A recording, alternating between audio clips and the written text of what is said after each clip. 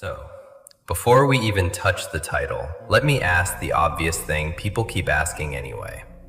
Who are you, really? Who exactly is the Joker in a conversation like this? Because honestly, sitting here with you feels less like an interview and more like opening a locked drawer nobody should touch. That question already makes people uncomfortable. Because they hear unreachable and think rude, arrogant, wounded. No, it means trained. It means the performance is over. It means the version of you that reacted to every delay, every cold reply, every little shift in tone is not in control anymore. So not distant, controlled. Exactly. And people hate that. They call it cold when they can't benefit from your warmth anymore. That's the part nobody says out loud. A person stops over-explaining. Suddenly they are different. A person stops chasing closure. Suddenly they are too proud. A person becomes calm, and everybody around them starts panicking. Because they lost access. Yes. And access is power, real power, not loud power, not movie power, psychological power. Someone ignores you for 2 days, then sends one dry little message just to see if your nervous system still belongs to them. Someone disrespects you, then smiles politely to test whether kindness still erases pattern.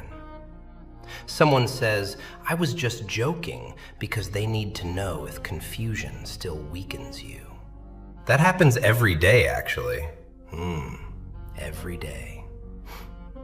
And most people don't lose themselves because they are stupid.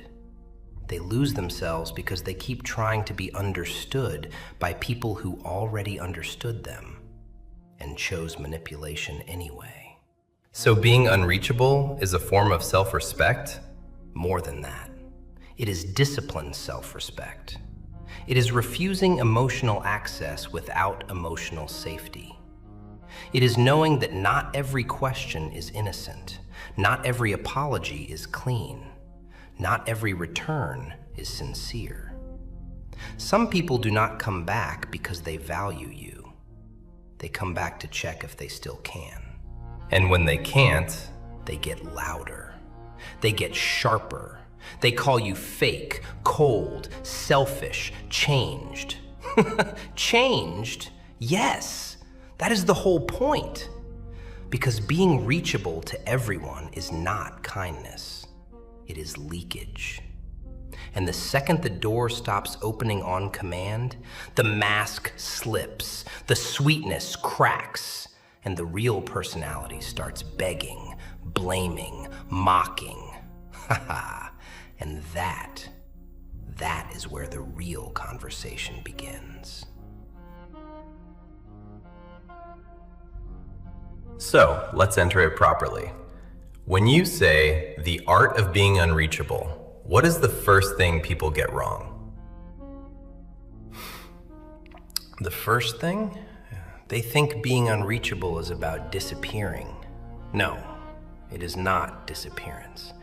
It is non-availability to nonsense. Meaning?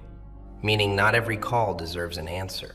Not every mood deserves your energy. Not every person deserves access to your inner world just because they know your name. That is where people ruin themselves. They confuse availability with goodness. They confuse quick replies with loyalty. They confuse emotional openness with emotional wisdom. And that makes them easy to read. Easy to read, easy to predict, easy to pull. A person knows you hate silence, they use silence.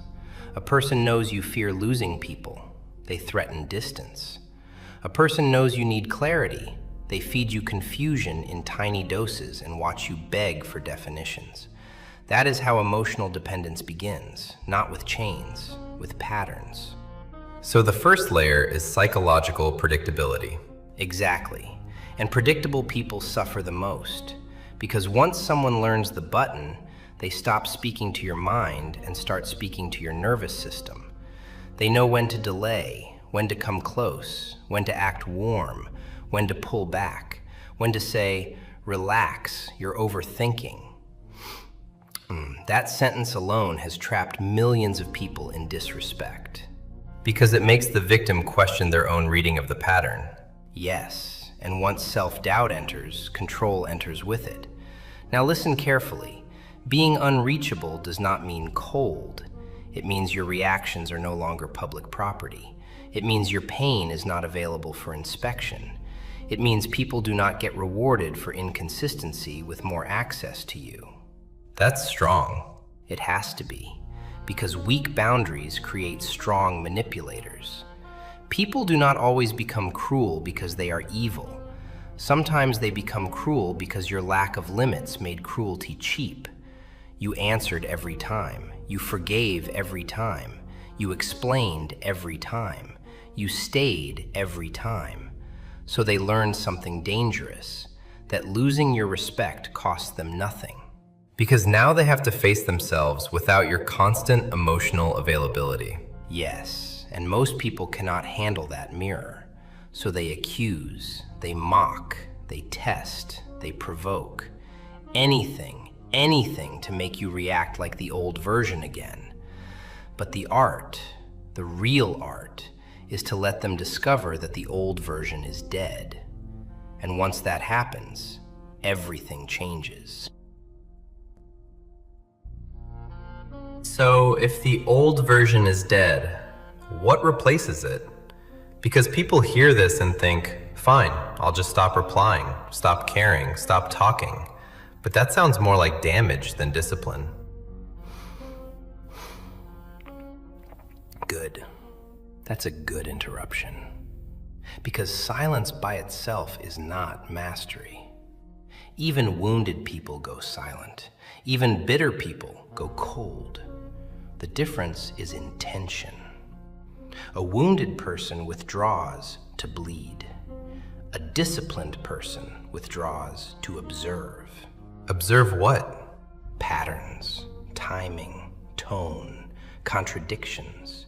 Who only becomes kind when they feel you pulling away. Who suddenly misses you when access gets restricted. Who acts confused only after they are confronted with their own pattern. That is the second layer of being unreachable. You stop reacting fast enough for people to hide inside your emotion. That's real. Because a lot of people escape accountability just by making the other person emotional first. Exactly. That is one of the oldest tricks in human behavior. Do something disrespectful, then act surprised by the reaction. Now the conversation is no longer about what they did. It is about your tone, your intensity, your attitude. Beautiful little scam, isn't it? So being unreachable means refusing to be dragged into that frame. Yes. It means you do not surrender the structure of the conversation. You do not let disrespect become debate. You do not let inconsistency become mystery. You do not let mixed signals become a full-time job. People waste years trying to decode behavior that was already clear the first week. Because they keep hoping for a better explanation. Not even a better explanation, a softer one. Something they can survive emotionally. Something that lets them keep the bond without facing the insult. So they rename everything. Disrespect becomes stress. Distance becomes confusion. Manipulation becomes trauma. And maybe, yes, maybe pain explains behavior, but it does not excuse repeated access to you without care. So at some point, empathy becomes self-betrayal. At many points. Empathy without boundaries is how people volunteer for their own erosion. You keep understanding, keep forgiving, keep making context for someone who keeps making damage. And then one day you look in the mirror and realize you were so busy being fair to them, you became unfair to yourself. That line hits. It should, because that is where unreachable people are born. Not from ego, from exhaustion, from pattern recognition, from the moment the soul says, no more access without alignment. And some people hear that and panic, because they know their whole strategy depended on your softness having no gate, no filter, no cost, no consequence. But now they have to meet standards before they meet you. And that is where the pressure starts rising. You know what's strange? The moment a person becomes harder to reach, everybody suddenly becomes emotional. Everybody has a speech. Everybody has a reason. Of course they do. Because access has a voice when it's being taken away. At first it sounds sweet. Oh, you've changed. Oh, you're distant. Oh, what happened to the old you? Like they're asking from love. Like they're asking from concern. But they're not always asking from concern. No. Sometimes they're asking because the machine stopped working. The machine, yes, the little emotional machine. You put in silence, they used to get panic. You put in blame, they used to get apology. You put in distance, they used to get pursuit. And then one day, the machine stops making noise. That's when they start pushing harder. Exactly. Exactly. They joke more sharply. They accidentally disrespect you. They disappear, then come back smiling. They test your patience with tiny little needles and wait for the old reaction to come crawling back. Come on, sing for me, panic for me, explain for me. La la la, come back to the cage. That's insane. Oh, it is. It is ridiculous. It is theatrical. People will injure your peace with a smile and then act wounded when your door gets a lock. Beautiful species. Absolutely adorable. But here is the madness. Real madness. The unreachable person is not the cruel one. Usually, it is the most patient person in the room. The one who explained too much, waited too long, understood too deeply, forgave too often. So the shift looks sudden from the outside, but it isn't sudden at all. No. It only looks sudden to the people who were benefiting from your delay. Inside you, the collapse was slow. Tiny cracks, tiny disappointments, tiny little funerals nobody saw. Until one day, your nervous system gets tired of being treated like public property. That line's strong. It should be, because some people don't miss you. They miss the access. They miss the easy entry, the emotional discount, the way they could reach into you without bringing anything clean in their hands. And when that access closes, they become poets. They become philosophers. They become victims. Oh, you're so cold now. Oh, you're so hard to read. Oh, you don't care anymore. No, now I measure. Now I notice. Now I make people qualify for the parts of me they used to touch for free. And that's the part that scares them. Yes, because now warmth is earned. Now trust has conditions. Now presence has standards. And unstable people hate standards. They want access without discipline, closeness without responsibility, intimacy without consistency. And when they don't get it, they call you cruel. Good. Let them misunderstand the wall. They were never supposed to see the architecture anyway. But let's make it sharper than that. A lot of people listening will say, fine, I understand distance, I understand limits. But how do you know the difference between healthy distance and becoming emotionally dead?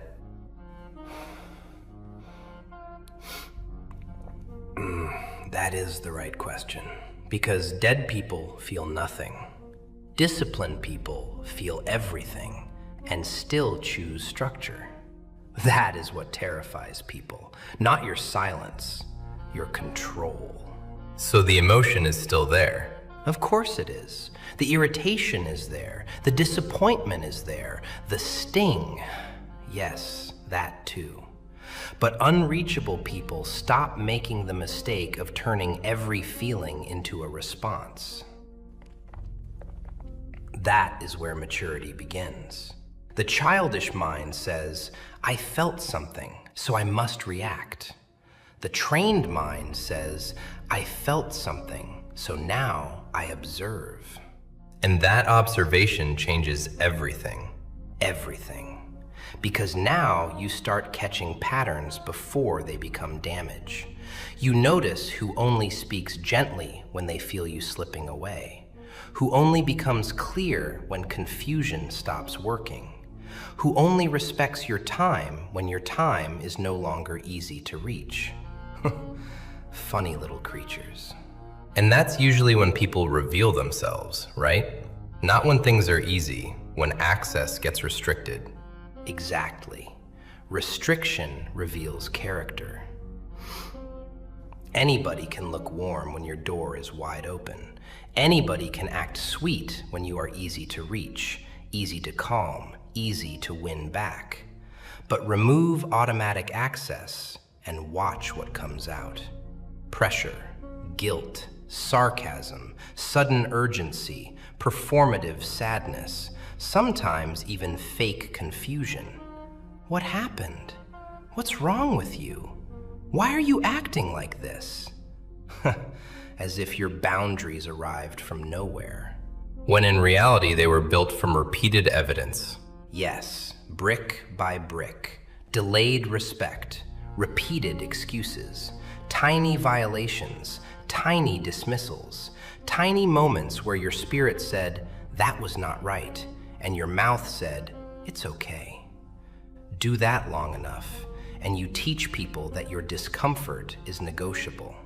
That line is dangerous. It is true. And truth becomes dangerous when it finally gets a backbone. Because once you stop negotiating your own peace, people who depended on your flexibility begin to look very unstable. They push, they test, they provoke. Not because they are confused, because they are measuring whether the old access still exists. And when they discover it doesn't, that is when their politeness starts cracking. So being unreachable is not disappearing from people. It's disappearing from the version of yourself they were exploiting. Now you're speaking properly. And once that happens, the conversation changes again. Then let me push it further. Because a lot of people hear all this and think the answer is simple. Just cut people off, go cold, disappear, become unreadable. But that still sounds reactive. It still sounds like the other person is controlling the shape of your response. Exactly. And that is why most people fail at this.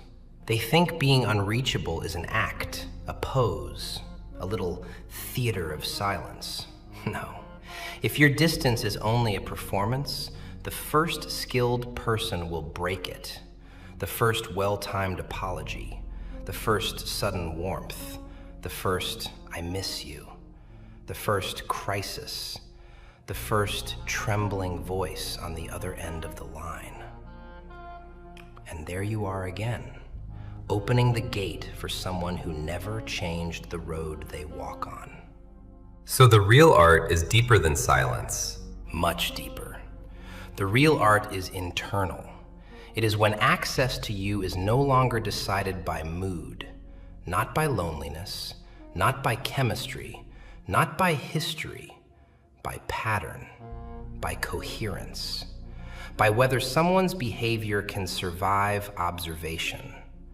That's the part people don't like, observation, because observation ruins fantasy. Explain that. Gladly. Most people are not attached to reality. They are attached to the most flattering interpretation of reality. So they don't look at repeated inconsistency. They look at potential. They don't look at disrespect. They look at the one soft moment after it. They don't look at the pattern. They look at the apology. And that is how people volunteer for confusion.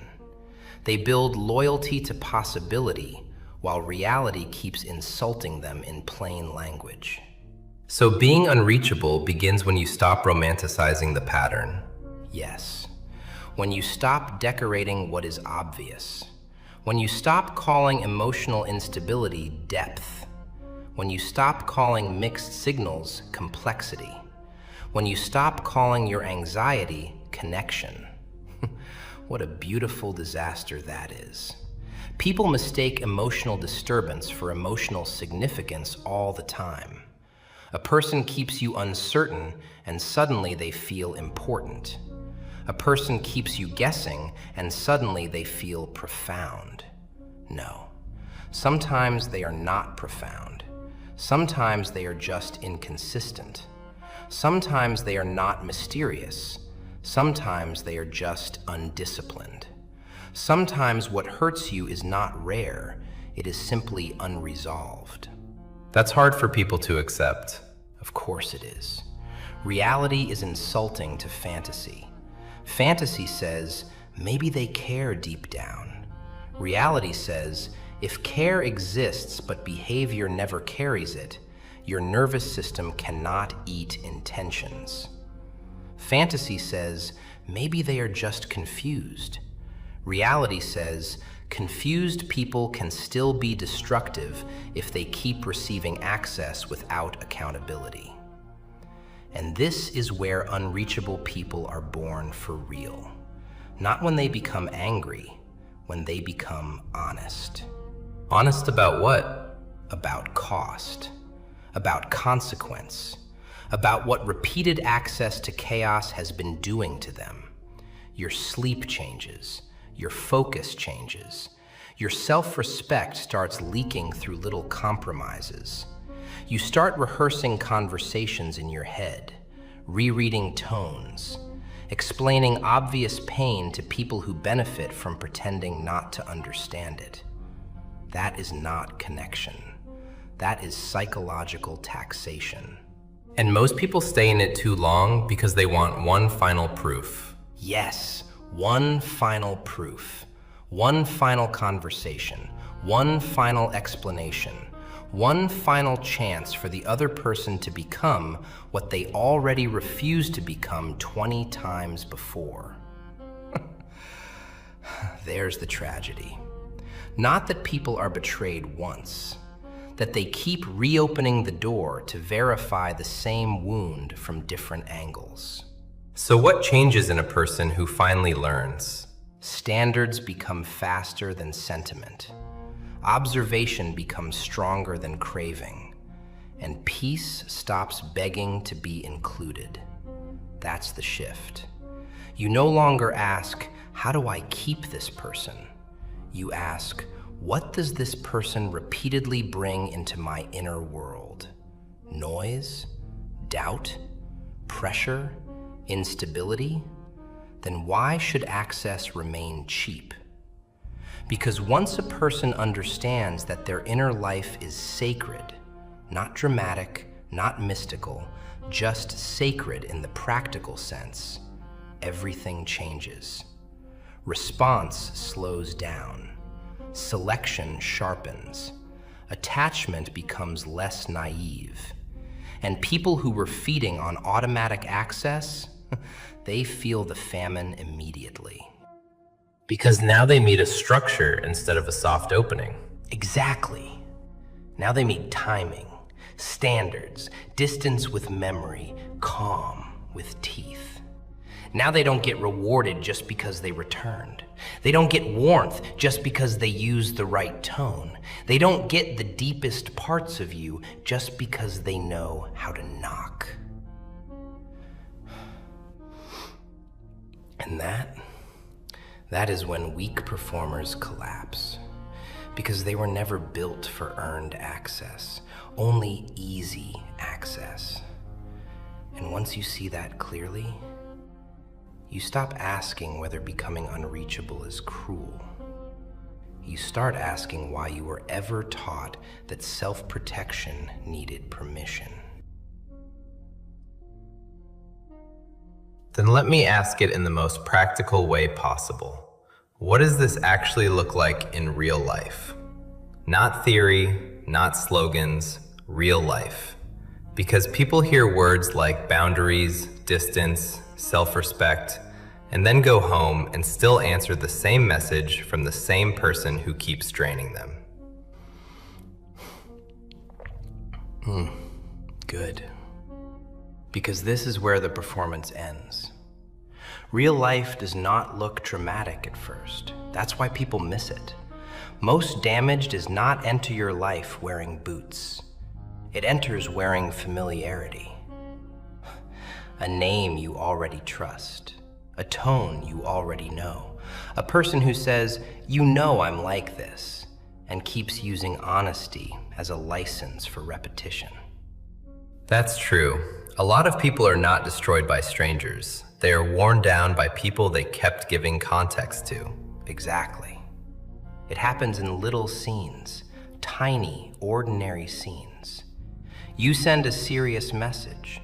They reply 8 hours later with something light, almost playful, as if seriousness itself was embarrassing. You say, "That hurt me." They do not address the hurt. They address your delivery, your timing, your sensitivity. Or worse, they become sweet right after disrespect. Very calm, very soft, very reasonable. Because they know softness after harm creates confusion, and confused people delay consequences. That part is dangerous, because from the outside, it looks like peace.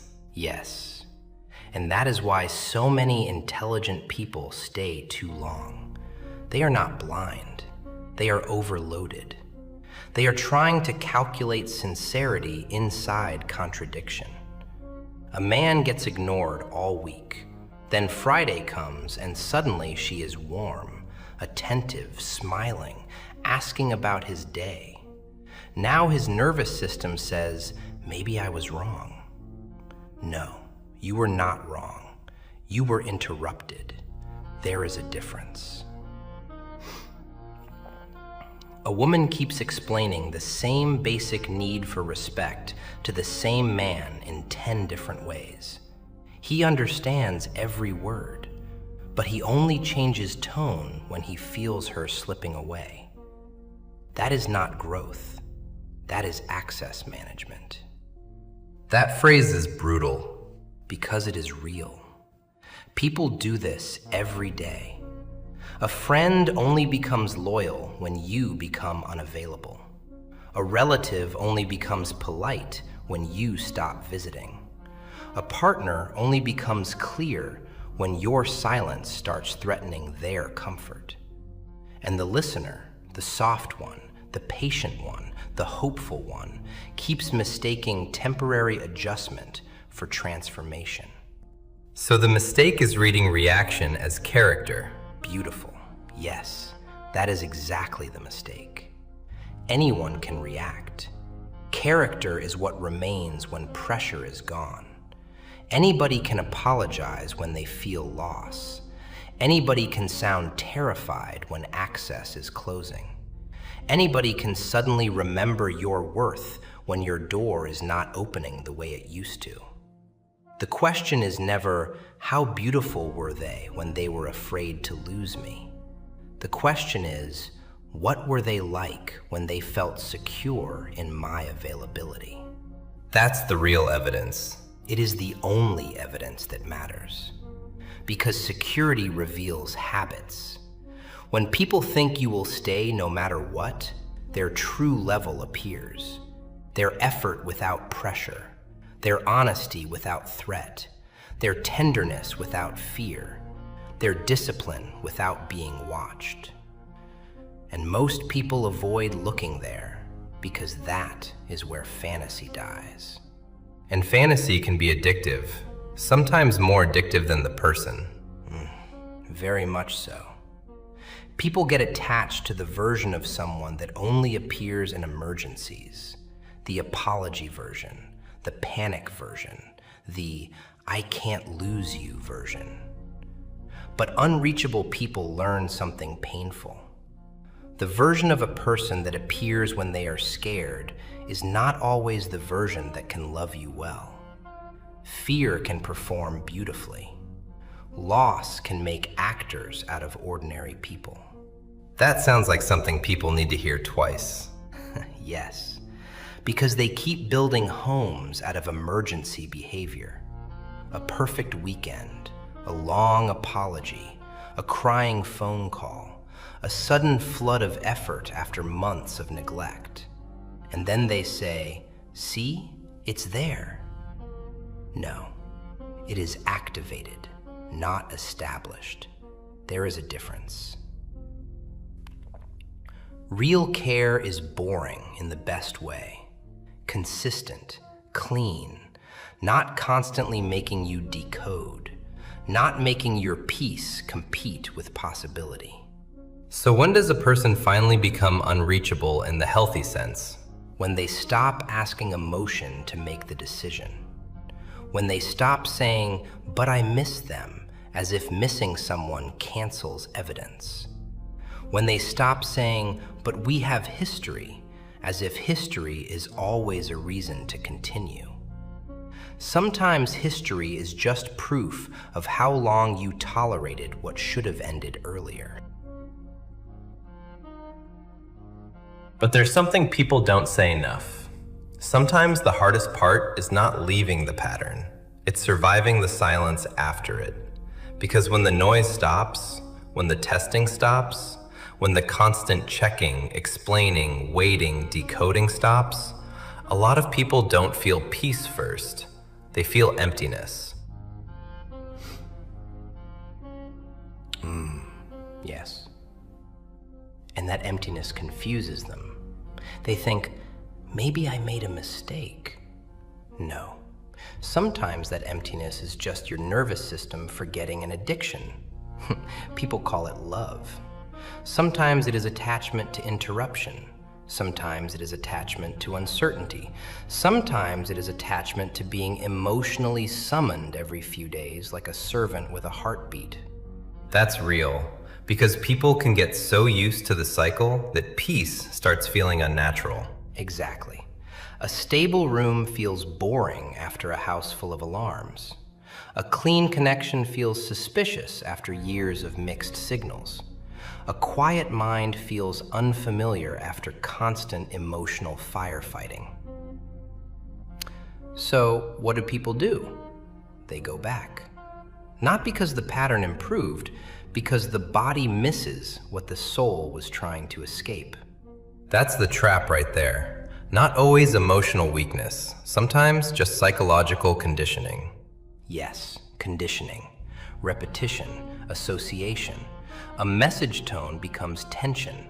A delayed reply becomes obsession. A small apology becomes relief.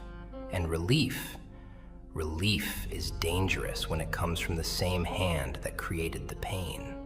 Because now the person is not just part of your life, they become part of your regulation. And once that happens, leaving them feels less like letting go and more like withdrawal. So unreachable people have to survive that withdrawal without romanticizing it. Beautifully said, yes, because the mind does strange things in withdrawal. It edits memory, it softens the insults, it magnifies the sweet moments. It starts building a museum of exceptions. He was kind that one night. She sounded sincere that one morning. They cried. They explained. They almost changed. Almost. What a seductive little word. And almost has wasted years of people's lives. Entire decades. Because some people do not stay for what is. They stay for what keeps almost happening. Almost respect. Almost clarity. Almost consistency. Almost peace. And every almost keeps them emotionally renting space in a house they should have evacuated long ago. That is why becoming unreachable is not just about the other person. It is also about becoming unreachable to your own delusions. Say that again? Yes, your own delusions. Your own desperate rewriting. Your own habit of calling repeated disappointment a complicated love story. Your own need to believe that more patience will finally produce a different pattern from the same source. It won't. Your own point, maturity is not reading the signal better. It is respecting what the signal has already been saying. And what does that look like day to day? It looks small. That's what makes it powerful. You stop checking whether they viewed something. You stop reopening old conversations to examine tone like a detective of your own humiliation. You stop composing the perfect paragraph that will finally explain simple respect to someone who profits from misunderstanding it. You stop volunteering your softness to people who only notice its value when it begins to disappear. So the unreachable person becomes simpler. Sharper, cleaner, less available to confusion, more loyal to evidence. And then the strangest thing happens. People who used to look powerful start looking repetitive, predictable, small. Because once your hunger leaves the room, many performances lose their magic. And that's when the illusion finally dies.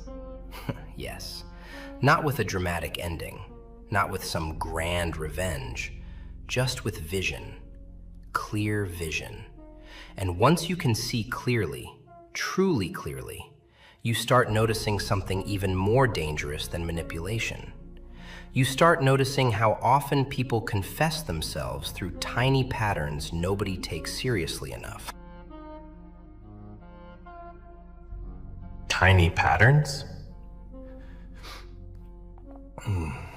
Tiny patterns. That is where most truth lives. Not in speeches, not in promises, not in those dramatic little moments people replay because they were intense. No. Truth usually hides in repetitions so small, it looks harmless. A late reply is not the issue. A distracted day is not the issue. A tired tone is not the issue. The issue is what keeps happening when comfort enters the room. Meaning when they feel safe enough to stop pretending. Exactly. When effort becomes optional, character starts leaking. That is when tiny patterns begin confessing. How they speak to you when they do not need anything. How they handle your disappointment when it inconveniences them.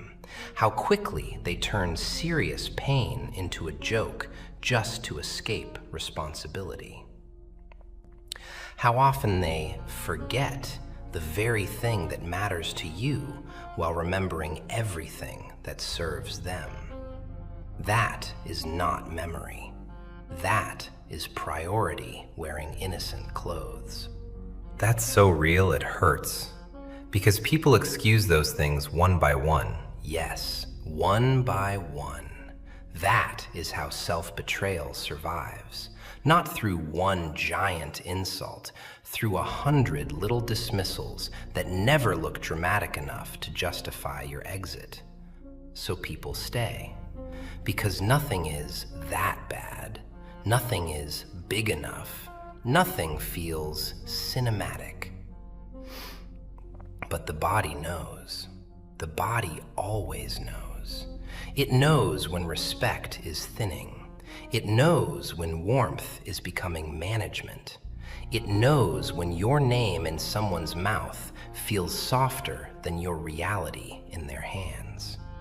So a person can be treated badly without being treated obviously badly. Beautiful. Yes. That is the adult version of damage. Clean damage. Polite damage. Damage with good grammar. Someone who never quite crosses the line in public, but keeps eroding your center in private. Never enough to look monstrous, always enough to keep you unsettled. That is why so many people doubt themselves, because what they feel is heavy, but what they can prove sounds small. And when they try to explain it, they sound too sensitive. Of course, because manipulation loves scales that cannot be photographed. Tone, timing, withholding, selective warmth, the energy shift when you need something, the sudden affection when you pull away, the boredom when you are available. These things do not leave bruises anyone else can count. They leave confusion, and confusion is one of the cheapest cages in the world. So becoming unreachable means refusing to live inside that kind of confusion. More than refusing it, it means learning to respect your own internal evidence. It means not waiting for disaster before you honor discomfort. It means accepting that repeated unease is already information. You do not need the final betrayal to validate the first 100 warnings. People waste years waiting for the big proof, the cheating, the public humiliation, the obvious lie, the undeniable ending. But many times the truth arrived much earlier, in the pattern of being unseen, in the pattern of being managed, in the pattern of only feeling important when you were halfway out the door. That's where people lose so much time. Yes, because they keep asking, is this enough to leave? Wrong question. The better question is, why am I negotiating with what my peace has already rejected? Why am I asking permission to protect my own mind? Why am I waiting for ugliness to become obvious before I honor what has already become unbearable? And once a person finally asks that, really asks it, something shifts. Not outwardly at first, inwardly. The need to explain weakens. The need to convince fades. And the need to stay understandable to people committed to misunderstanding you dies. That is when unreachable stops being a strategy and becomes identity. Identity? Yes. Because at the beginning, people do it like a tactic.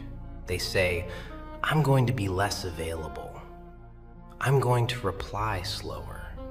I'm going to protect my energy. Fine, that is cute. That is the beginner stage. But identity is different. Identity is when you no longer need a little speech in your head every time someone tests you. You do not need to rehearse your worth. You do not need to remind yourself not to chase. You do not need a dramatic recovery every single time someone pulls a familiar trick. Why? Because the structure is already built. So the person stops negotiating with themselves first. Exactly. That is the hidden battle. Not with them, with you. With the part of you that still wants to be chosen by people who only feel your value when access is threatened.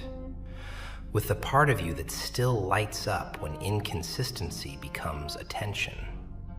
With the part of you that still confuses relief with love. That inner weakness is what most people never study properly. They keep studying the manipulator, the narcissist, the liar, the avoidant, the user. Fine, study them. But also study the door in yourself that kept opening. That's uncomfortable. It should be.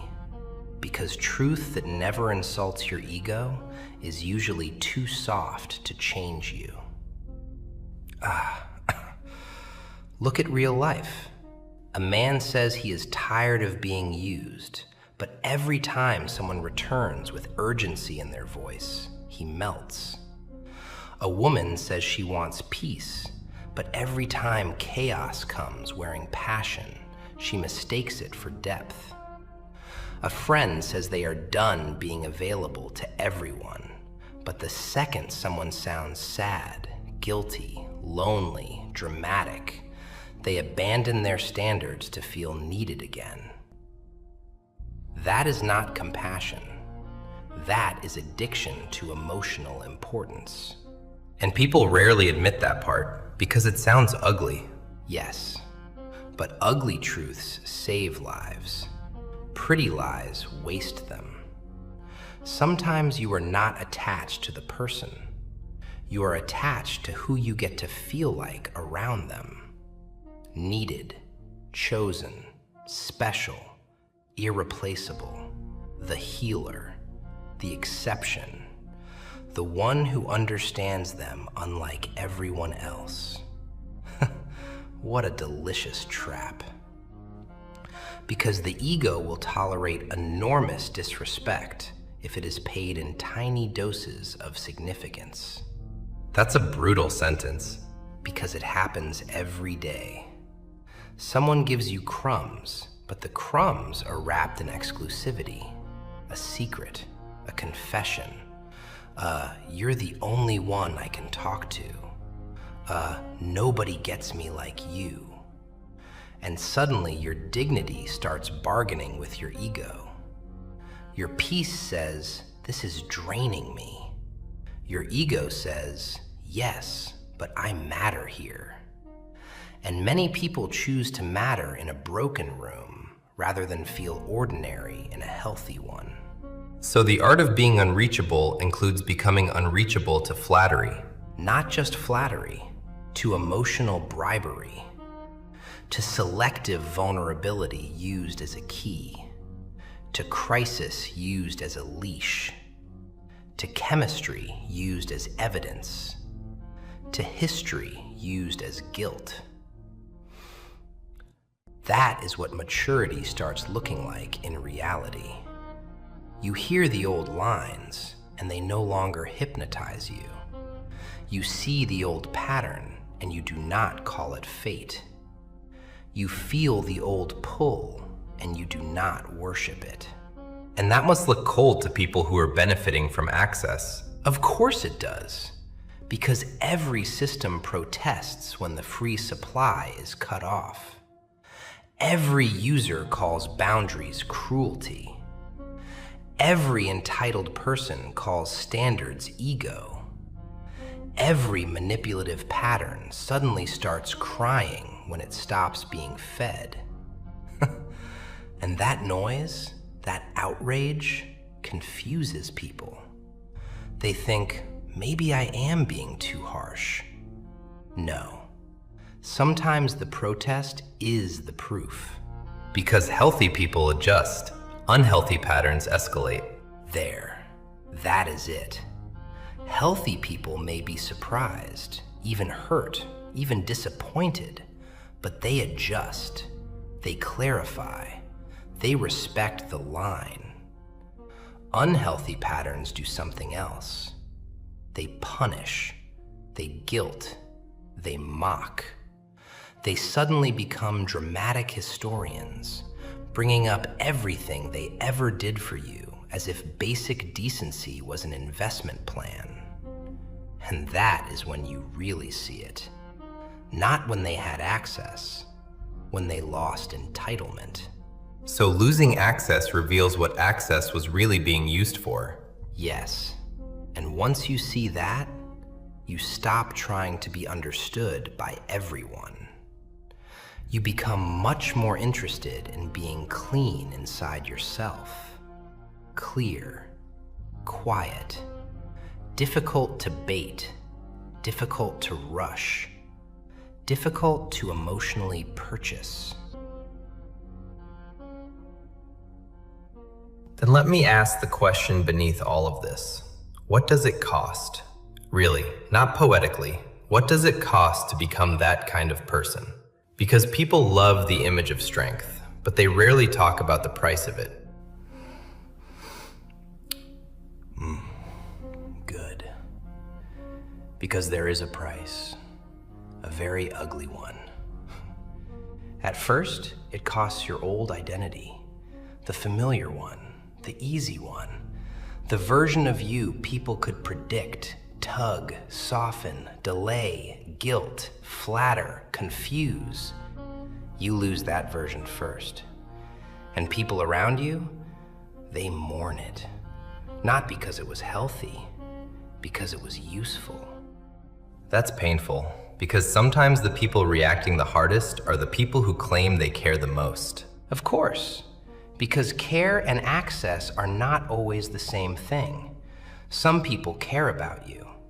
Some people care about what you provide: comfort, attention, availability, forgiveness, emotional labor with no invoice. And when that supply starts drying up, they become philosophers. Suddenly they have concerns. Suddenly they want the old connection back. Suddenly they speak about loyalty as if loyalty means permanent access to your nervous system. So the cost is social too, not just internal. Very social. You will be misunderstood deeply. People will say you changed. You think differently now. You are too guarded, too intense, too hard to read. And sometimes the accusations will be delivered so calmly, so reasonably, that you will almost doubt yourself. That is part of the price too. To stand in clarity while being described as confusion by people who lost control of the old map. And that probably creates loneliness. Yes, real loneliness. Because when you stop overgiving, a shocking number of connections begin to thin out. You learn who was bonded to your presence and who was bonded to your usefulness. A friend stops calling when you stop rescuing. A lover becomes colder when you stop over-explaining. A relative becomes offended when you stop attending every unnecessary emotional fire. And in that season, you can feel very alone. That's the dangerous part, because loneliness makes people reopen doors they closed for a reason. Exactly. Loneliness makes bad architecture look like shelter. It makes familiar pain look safer than unfamiliar peace. And that is where many people betray themselves again. Not because they forgot the truth, because silence around truth can feel brutal at first. No more constant messages. No more emotional noise. No more little validations arriving between wounds. Just space. Just your own mind. Just the slow, uncomfortable task of learning what peace feels like when it is not mixed with adrenaline. And most people were never trained for that. Not at all. They were trained to chase intensity, to overvalue chemistry, to romanticize confusion, to mistake anxiety for meaning. So when calm finally appears, they think something is missing. Yes. Something is missing. The poison. That is why the cost of becoming unreachable is not just losing people. It is losing your appetite for certain kinds of chaos, losing your tolerance for half love, losing your old excuses, losing the stories you used to tell yourself to survive what should have offended you much earlier. So part of the grief is not about them. It's about seeing yourself more clearly. Exactly. That is the deepest cut. To realize how many times you handed sacred parts of yourself to unqualified hands and called it patience. How many times you kept translating your pain into softer words so someone else could remain comfortable? How many times you betrayed your own evidence because you were afraid being too much would cost you connection? And then one day, you finally understand something brutal. Connection that requires self-betrayal was never connection. It was dependency with better lighting. That line's going to stay with people. It should, because once that truth lands, really lands, you stop asking whether becoming unreachable is worth it. You begin asking why you were ever taught to be easily reachable by what depletes you. And after that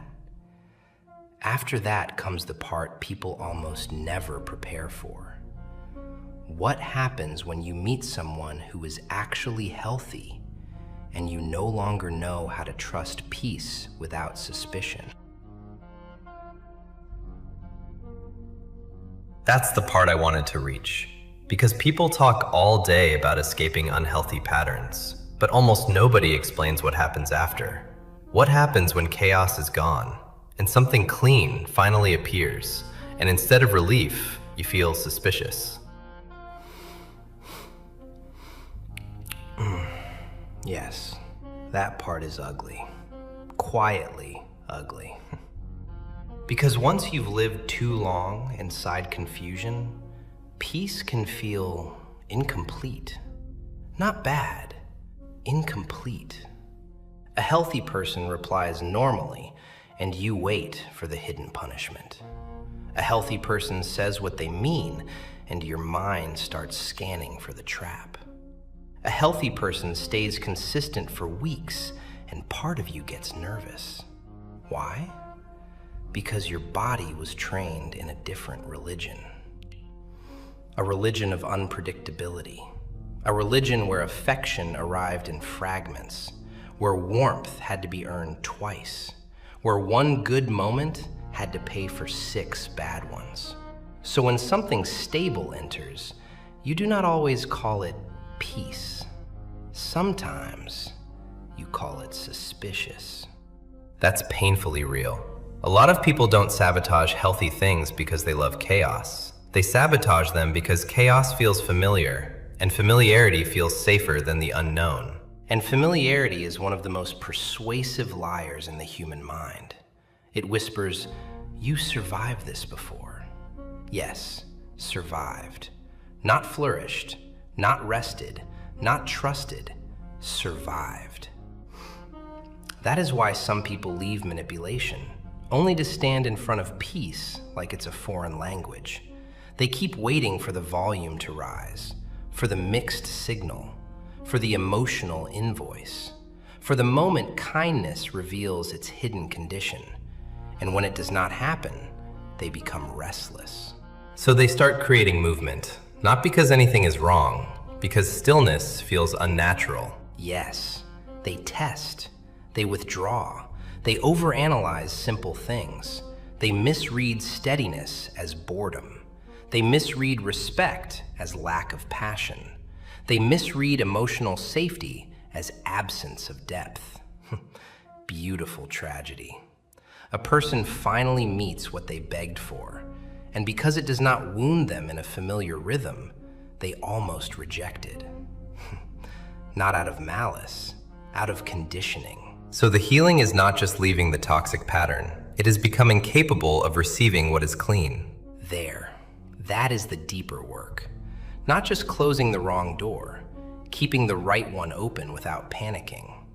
Learning that consistency is not emptiness. Learning that clarity is not dullness. Learning that a calm nervous system is not a sign that love is missing. Sometimes the healthiest thing in the room feels the least cinematic. No dramatic exits, no emotional cliffhangers, no constant fear of loss, just honesty, timing, respect, repair when needed, silence that is peaceful, not punishing. And I think that's where many people realize how damaged their definitions became. Of course, Because unhealthy patterns do not just hurt you, they educate you badly. They teach you that being chosen matters more than being treated well. They teach you that intensity is intimacy. They teach you that longing is proof. They teach you that if it hurts enough, it must mean something deep. Nonsense. Pain can mean depth. Pain can also mean misalignment, immaturity, selfishness, unresolved damage spilling into your life without permission.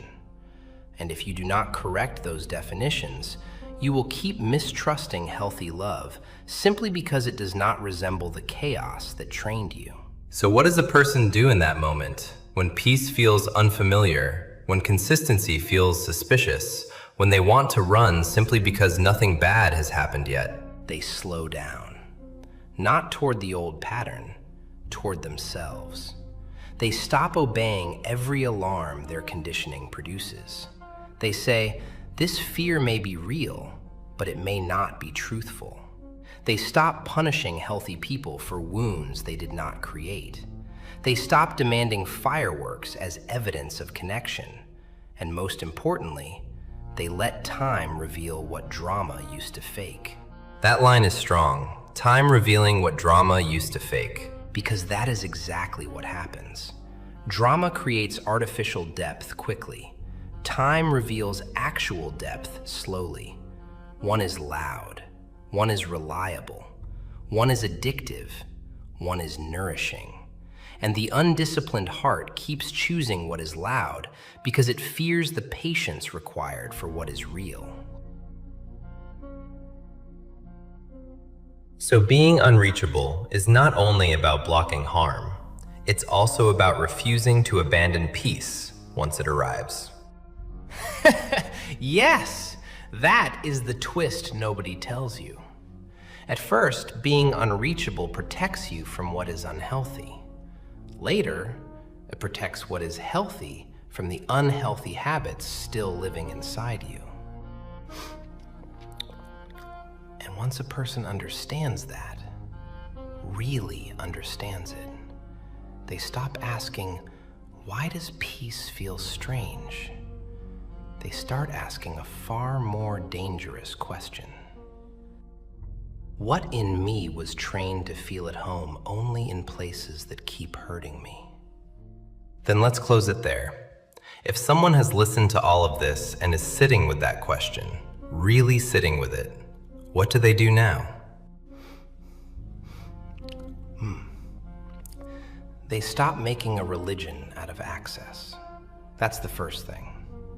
They stop treating every urge to reply, explain, rescue, clarify, or reopen the door as something sacred. Because not every impulse deserves obedience. Some impulses are old training wearing your voice. So the conclusion is not feel less, it's obey less. Exactly. Feel honestly. Observe carefully. Choose slowly. That is the shape of it. You do not become unreachable by becoming heartless. You become unreachable by refusing to hand your heart to every hand that knows how to knock. And I think that's the line people needed.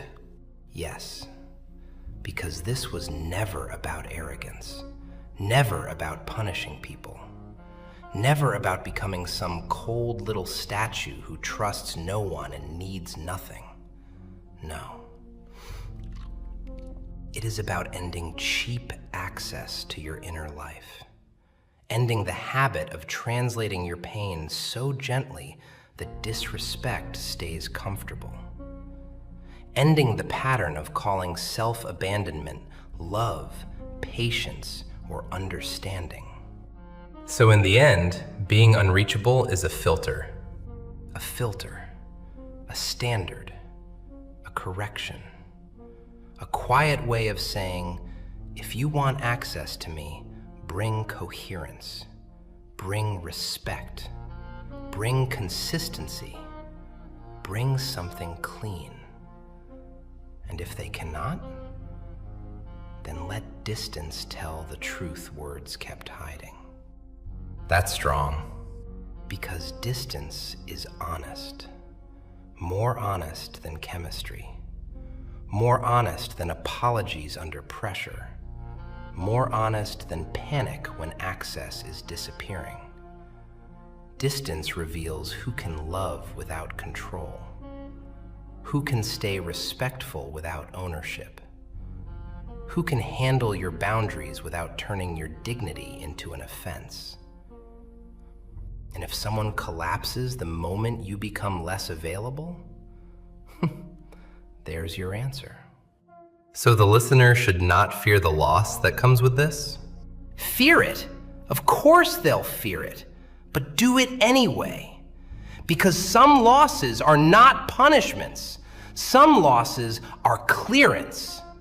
Some exits are the first honest thing that happened to your life in years.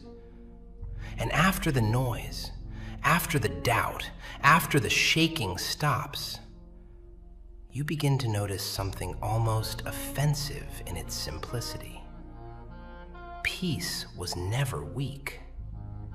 Your old hunger was loud. And that's the final turn, isn't it? Yes. You stop asking, who still wants me? You start asking, who deserves access to me? And that question changes everything.